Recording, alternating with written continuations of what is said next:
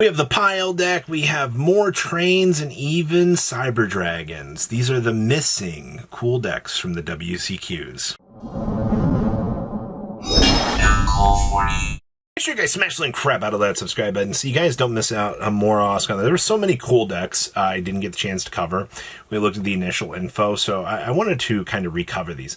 The first one is actually Jerry Zang's first place list out of the Oceanic WCQ. This was a 60-card pile deck, sporting off the inclusion of Yummy, Fiendsmith, Mitsurugi, and the Mine Shovel strategy, basically creating what I think is going to be a problem later on down the line, where, you know, when we see all of these different combo piles, being able to, toil together, and they're able to create these very, very broken hodgepodge piles. That's when you kind of start to see these problems starting to kind of crack through and show, some of the craziness. And I do think that this is one of those piles that you can't take a look at and go, oh, wow, this is very, very, very bad for the developments of the game.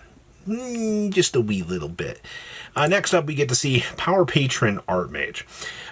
Seeing Fart Mage perform very, very well out of Oceania was very, very nice. Now, I do see this deck still is kind of maintaining some of its former board breaker self cards, because that was one thing that the former list did. It brought in board breaker cards to be able to kind of push through a lot of the situations that it might not normally be able to push through. Obviously, there's no Dark Whirlers in here anymore, but Evenly just is a card that is meant to tilt and crack the foundation and allow you a chance to be able to kind of play the game. And honestly, I don't think that that's necessarily such a bad thing. I do like the crowns in here. They do help, but also because we are so focused on the Power Patron side of things, you are going to extend out pretty far in this. But you also do see we have the Amorphage cards in here as well. As we have learned, these Amorphage cards being devastating floodgate conditional effects that can just steal the game away from your opponent can be very, very, very useful. We also have lots and lots of trains. I am actually shocked to see that trains had a couple of performances out of the weekend. When you were digging into like Euros, some of the top 64 deck lists were actually trains. Like, I kid you not. This deck had decent showings, but I like to, obviously contribute a lot of that to the format really kind of being a going first format, and trains can just kind of go bonk, bonk, bonk as they're on their way to, hit the rails of your mom's house. It's definitely up there. See, we're playing the Game Gamer GG in here, which is kind of nice. Pata going second to find you those better cards, but also, you do have a lot of Dreadnoughts or Gustav Maxes in here. I can very much understand why this deck was very good, but also you actually get to see some Floodgates coming back into rotation here. Both Rivalry Gozen and the Different Dimension Ground, all being cards that you can kind of stop along to be able just to inconvenience the opponent. That's kind of cool. Next up, we have Radiant Typhoon. Now, I am kind of shocked to see Radiant Typhoon kind of performing and doing very, very well. There's a lot to be said about the current stage of the meta, that, a deck like Radiant Typhoon that most people kind of thought had gone to the wayside is still kind of sitting here and performing, in my opinion, decently well, which is kind of nice. One of the cool new little cards that they got access to for the Super Poly is Possessed Wind. Now, obviously, you could make the call and say, well, is the new TCG exclusive just better than this? Honestly, it's kind of player preference. You already are going to have the base line for a wind monster anyway, so the only thing you got to do is find a spellcaster, but this also allows you to recycle back your wind pieces. I think that's an important thing to kind of look at with this card if you're choosing to play it, is the recycle factor to, obviously make sure that we can kind of keep the lights on with the deck is actually kind of nice. Truthfully, outside of that, I see we are doing the Inner Blafnir shenanigans. Getting the rip away from the opponent does feel a little bit nasty, but it's enough that we have to kind of acknowledge that, this deck, as it's kind of comboing up along its rails, is able to do decently well on some of those inboard pieces to set up. So that's kind of cool. Oh my gosh. What is up with this deck? I always wonder, every time we go into these events, there's always one Momento deck always sitting here doing decently well. You know what I read from the player base all the time? Don't worry, Robbie, this deck is garbage. The people that are playing it, they're just either getting extremely lucky or their opponents just don't know how this deck works. Well, at this point in time, this deck hasn't changed. What you're doing the same thing you do all the time. You're loading up the Akahiron, and then you're going, okay, me go attacky direcky, haha, offer handshake to opponent, That is all this deck is doing. It is not doing anything particularly different or crazy than you're already, aiming to do normally. And I don't understand the sub-downside logic to this. If your deck can ignorantly still do the same play lines it's done, and just ignorantly kind of, ha-ha, nice monsters, and you're dead, you just kind of win the game. Also, you can tell they're very tricked out for the Super Poly here.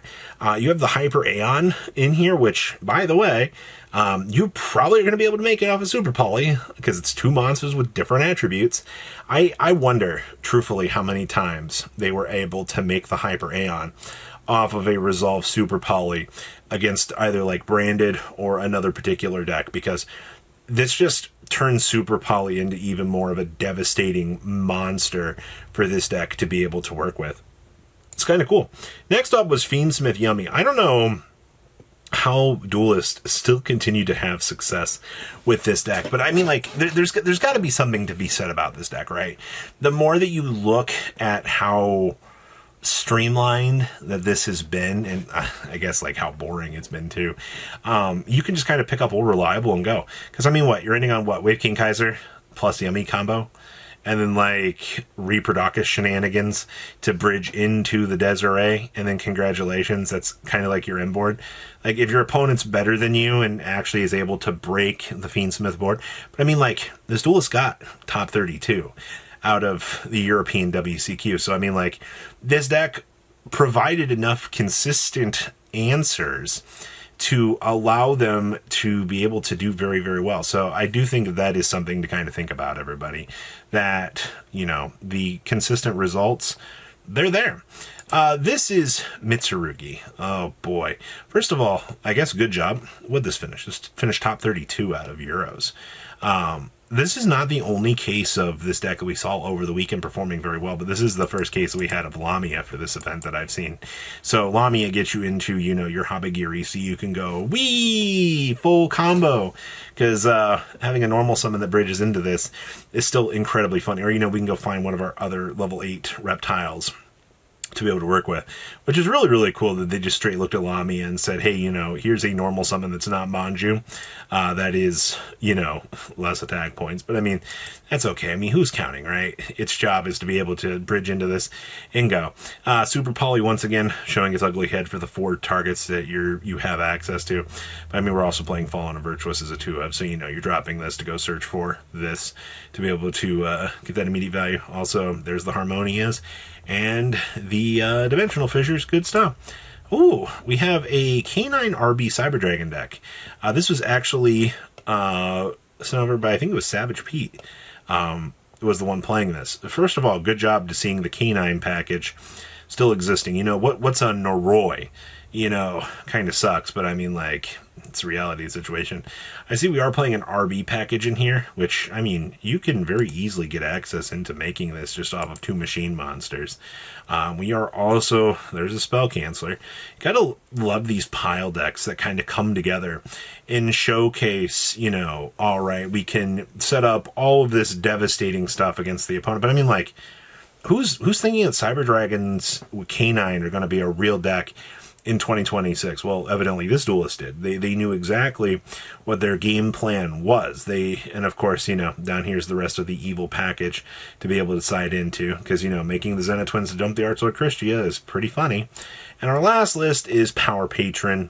Good stuff. Honestly, I just wanted to see kind of how the last little iterations of Power Patron were looking before we slam into Beyond the Brave, which, I mean, we're still a little bit away from, but in terms of what you're seeing here, you do have the Pendulum Treasure. This card's so broken in this deck. Getting your initial setup lines kind of go for combo is very, very nice. Zena Twins, absolutely wonderful. But also, I mean, this is the normal good stuff now for the pile. So a lot of cool decks that we didn't get the chance to really talk about, but it does paint a pretty interesting picture here nonetheless. So what do you guys think? Please comment down below, tell me what you guys think, and I'll see your beautiful faces back here and dig it. Patrons, thank you.